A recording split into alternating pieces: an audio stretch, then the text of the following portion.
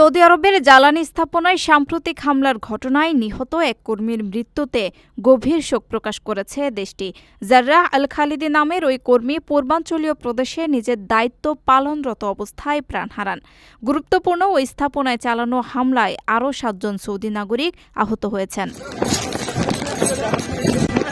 Saudi আরবের জ্বালানি মন্ত্রণালয় এক বিবৃতিতে নিহত আল খালিদিকে কর্তব্যের বেদিতে প্রাণ দেওয়া শহীদ হিসেবে উল্লেখ করেছে। দেশের অত্যন্ত গুরুত্বপূর্ণ একটি জ্বালানি স্থাপনা রক্ষায় তার এই আত্মত্যাগের কথা স্মরণ করে মন্ত্রণালয় গভীর শোক ও দুঃখ প্রকাশ করেছে। পাশাপাশি তার বিদেহী আত্মার শান্তি কামনা করে শোক সন্তপ্ত পরিবারের প্রতি গভীর সমবেদনা জানিয়েছে তারা। নিহত জার্রাহ মোহাম্মদ আল শালান আল খালিদির বয়স হয়েছিল ৪৪ বছর।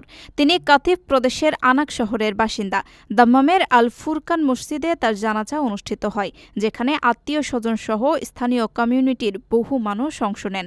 এখনও সাধারণ মানুষ তার দায়িত্ববোধ ও সর্বোচ্চ আত্মত্যাগের প্রতি বিনম্র শ্রদ্ধা জানাচ্ছেন।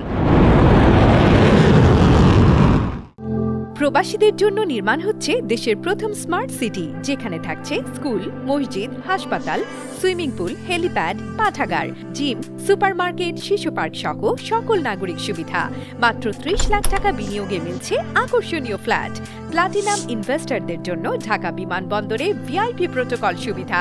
বিস্তারিত জানতে যোগাযোগ করুন স্ক্রিনে দেয়া হোয়াটসঅ্যাপ অথবা ইমো নাম্বারে।